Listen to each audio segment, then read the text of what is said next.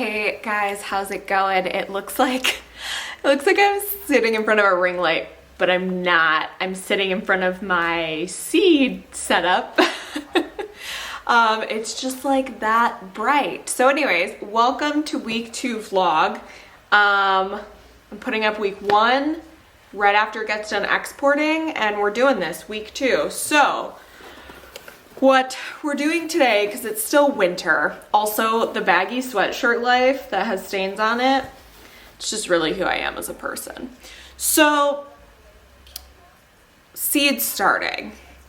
I realized with my seed starting setup that my rack is in a little bit of a drafty corner of the house. So my soil was like cool to the touch on top of the soil, which is not good for peppers and tomatoes. We also don't keep our house super warm. We keep our house at like 68 degrees. So a lot of factors. The rack is also by a window. The rack is also somewhat close to the fireplace, which if we have a fire at night, we have to leave the flue open so we don't smoke ourselves out of the house. So what I'm getting to is I ordered another heat mat. I already had one. I ordered another one, and heat mats are really good for germinating and making sure your soil stays warm. I'm non-functioning. So I ordered another heat mat. I ordered the same one that I already have. It's a Vivo Sun. It doesn't have a temperature control on it, which is fine with me. I don't necessarily need to have that. Open the box. And then I also got a power strip that has one side of it for things that need to be timed, like lights, and one side of it is just normal. So that'll be for the heat mats that just stay on all the time. So this is what a heat mat looks like. And again, if you keep your house somewhat warm, or if your seed starting rack is in a room that stays pretty warm, there's really not a huge need for this. It's just where my rack happens to be that just makes it so that the soil gets cold. And it's not gonna hurt your seeds, but it's not gonna give you like the best, most ideal growing conditions for your seeds. So it comes in this little foldy guy. Hi, Cooper, do you want to come say hi? Hi, what is this?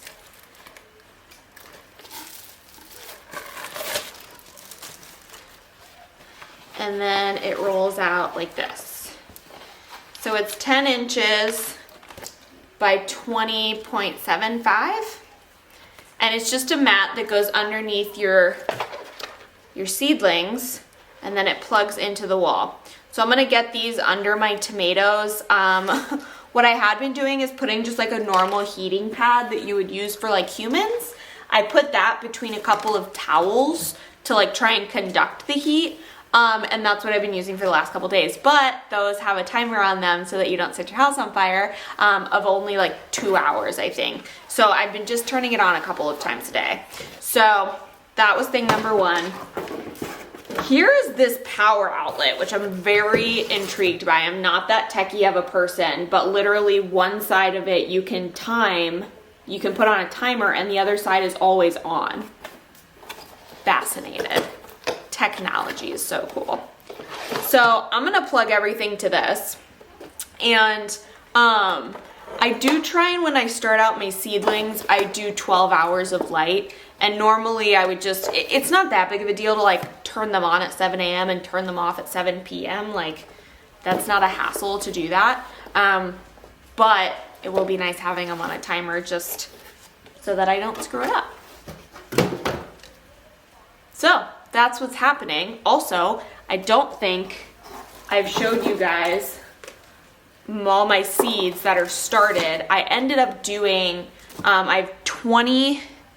I have 24 different varieties, and I have 4 cells of each variety.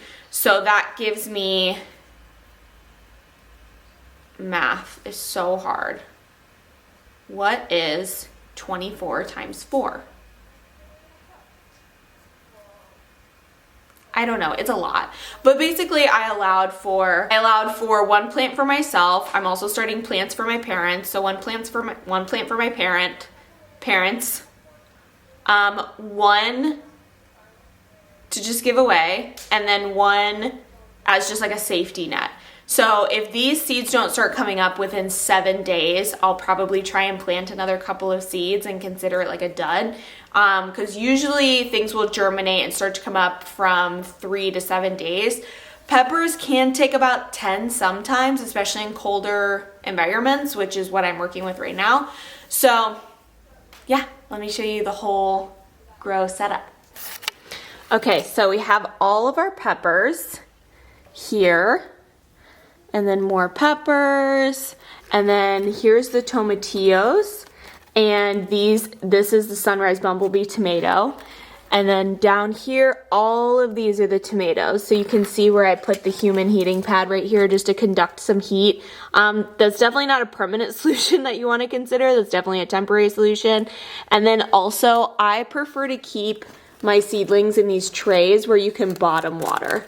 So bottom watering is where you literally pour water into this tray, and then the soil will soak up the water through the bottom, so you don't like completely drown out your seedlings. So I really like to do that, but this is the grow setup, and I'm going to get these other two things set up in here, and I'll catch up with you in a couple days. Hey guys, how's it going today? Oh, I want to tell you guys something and show you something really funny. So a couple of months ago, I got like weirdly excited about this cabbage transplant, and it was talking about how it's supposed to grow to the size of a baby. Well, my backyard garden really suffers with any kind of good sunlight in the winter, which I didn't know when I moved in and started a fall winter garden. So I planted this cabbage, and it wasn't really growing too much, and I totally just expected the plant to just die. But it's actually formed a tiny little cabbage. It's so cute. And I think I just want to pick it just for fun, because why not?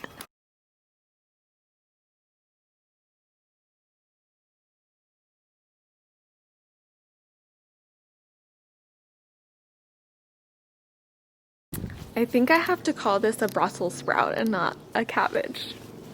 This is my cabbage. 2021 cabbage. No, this is part of my massive garden failures in this backyard garden. I think I'm gonna end up with a lot more sunlight once the spring hits, so it's fine. You know, you live and learn. But yeah. So there you go. I'm gonna take you guys to my community plot later. We had a ton. We actually had snow. So we had snow here over the weekend. I did not realize it was gonna snow. Bad gardener. And so I gotta go check on see what's still alive. I think my Brussels sprouts and my collards are probably fine, but TBD. So we are at the community plot and yeah, we're gonna go see what survived the snow. The weird thing is we got snow, but it was super sleety snow. It wasn't like that really fine powdery snow. So I'm really interested to actually see if anything got. But yeah, I am gonna be wearing a mask when I go into the garden since it is a communal space. So this is my disclaimer. If you can't hear me very well while we're in the garden, that is why. But we should be all right. And yeah, let's go see how the garden fared through the cold weather.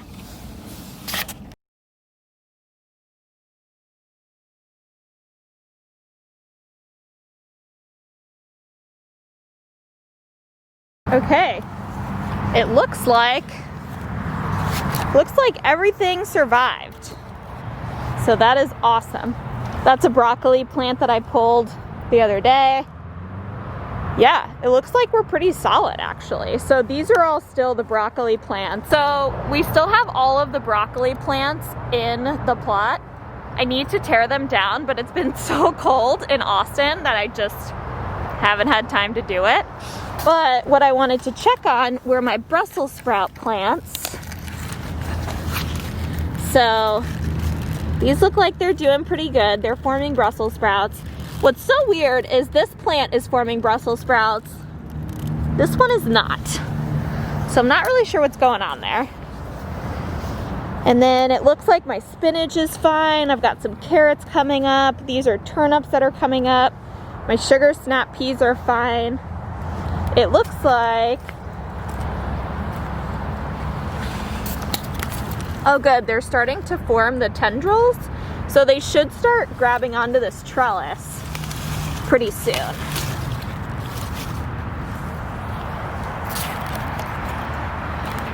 And then yeah, these old broccoli plants really need to go. They're still putting off a few little offshoots, but I think on the whole, it's just time for them to be done. And then I think these are carrots. I'm pretty sure that's what these guys are. So I have to make sure I don't step on them and forget that they're there. But these Brussels sprouts, it is so bizarre to me. Some of them are forming little Brussels sprouts and some of them are not. So not really sure what's happening there. But, oh, there's a good one.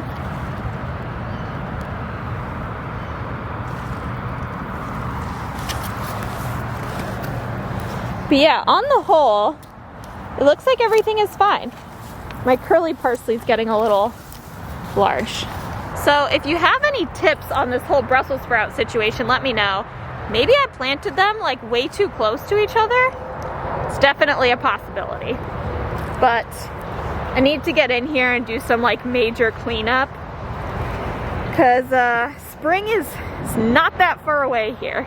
It's really not. And then while we're actually at the community plot, I want to show you, I am over at my neighbor's plot, which they are like the masters at growing lettuces. I don't know how they do it. And when I ask him how he does it, what he tells me is I spread the seed and it grows. Okay. Anyways, they ate some of my broccoli while I was gone. They really enjoyed it. And so to reciprocate, they wanted me to come pick some of their stuff for a salad. So I am at their plot and I'm just gonna show you their plot really quick as I pick some stuff for a salad for tonight. This is what a garden can be in the middle of January in Texas. Look at this. So I'm not actually 100% sure what this is. These are sugar snap peas. This is some really amazing spinach. And then these are carrots. So these are carrots. They gave me one the other day and it was super tasty. And then there's just like some actual like heads of lettuce over here and some different like Swiss chards and a bunch of different stuff. And then here's some more Swiss chard. And then over here, I believe these are turnips. She also gave me some of these the other day. There's a turnip, and so these are all turnips. And then I think they accidentally spilled some seed over in this plot that's currently empty. This is all red Russian kale. And so I'm gonna pick some of this for a salad. I would just like to point out, it's incredibly important to get people's permission. So this was one of those things where it's a reciprocation because they had some of my broccoli, I'm gonna have some of their stuff. And this is like one of my favorite parts about being a member of a community garden. So, gonna pick myself a salad. Okay, so I ended up with some spinach, which we'll probably eat that fresh. And then this is the red Russian kale, which I'm gonna roast to make kale chips. And yeah, look at that. That's a well-skilled plot in Texas in the middle of January right there.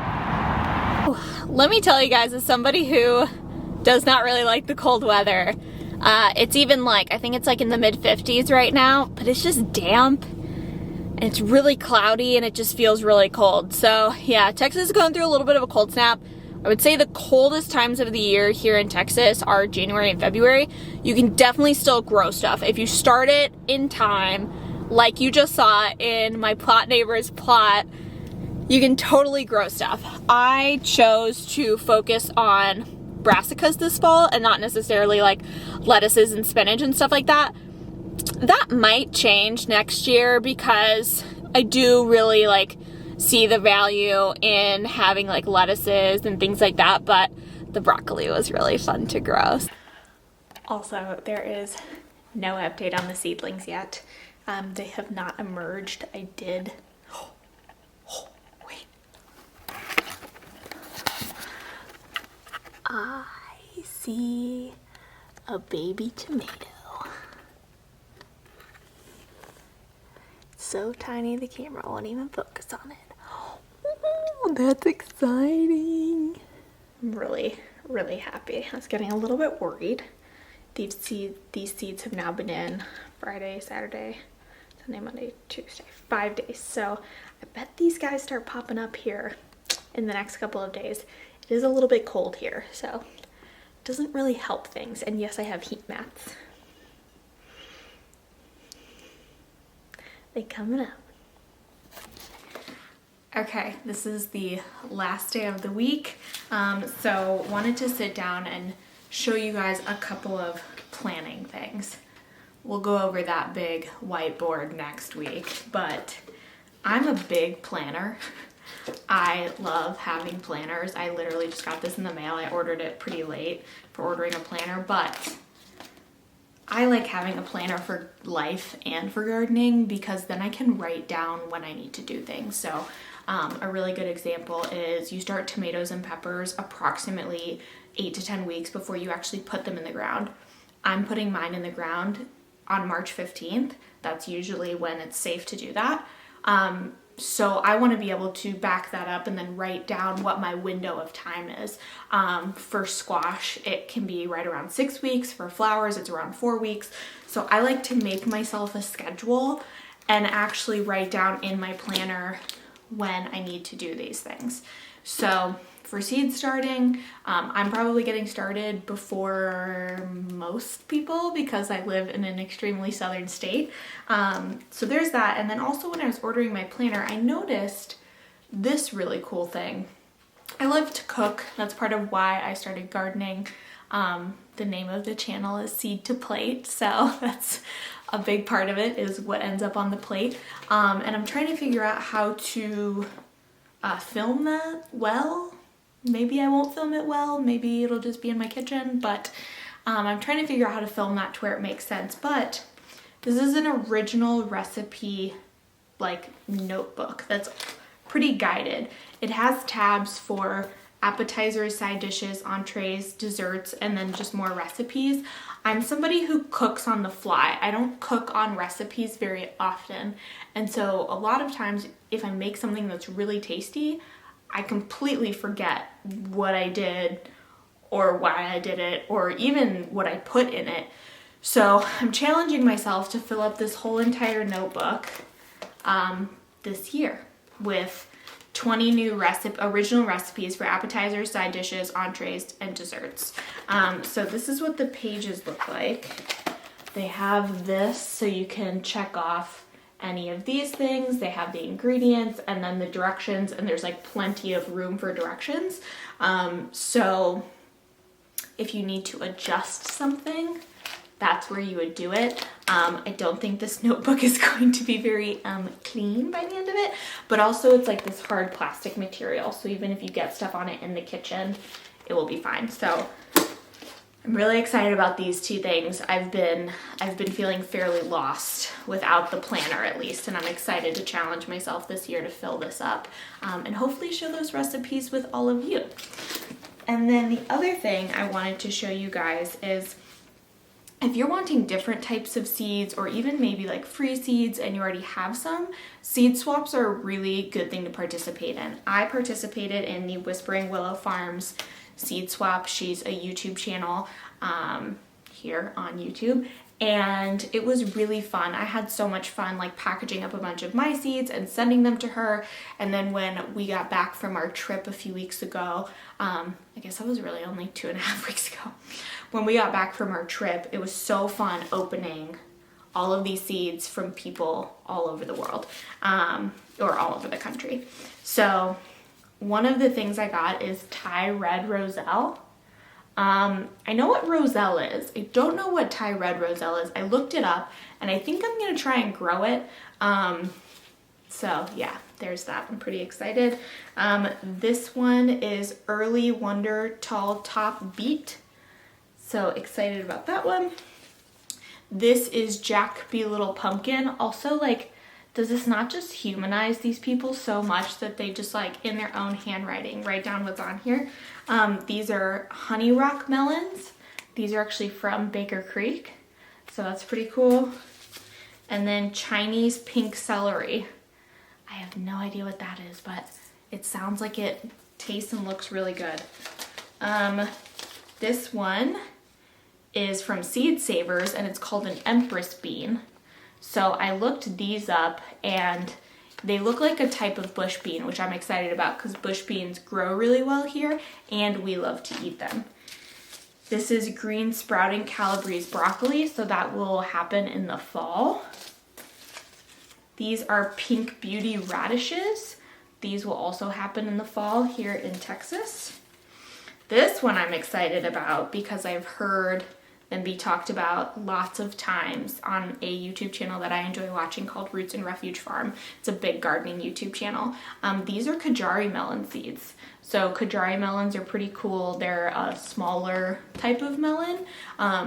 We don't eat that much melon in our house because I find melons like cantaloupe to almost be like so sticky sweet that it makes me nauseous. But I'm excited for these. And this is the last one that I'm insanely excited for. These are Bells of Ireland seeds. Bells of Ireland are a really beautiful flower that I'm really excited about growing. I almost bought seeds for this year and tried to start them, but I didn't, and then I ended up with them anyway, which is really cool. So that is all that's going on in the garden this week. We did it 2 weeks in a row. Vlogging. This is all very new and different for me, but next week should be really interesting. We have a lot of good stuff coming up. We're going to be establishing a new no-dig bed in the backyard here at the house, and then we're going to be tearing out a bunch of broccoli in the community plot, and the seedlings are still growing, and my first pepper started to come up today, so we're getting going. There's lots of things happening. So thanks so much for watching, and happy gardening.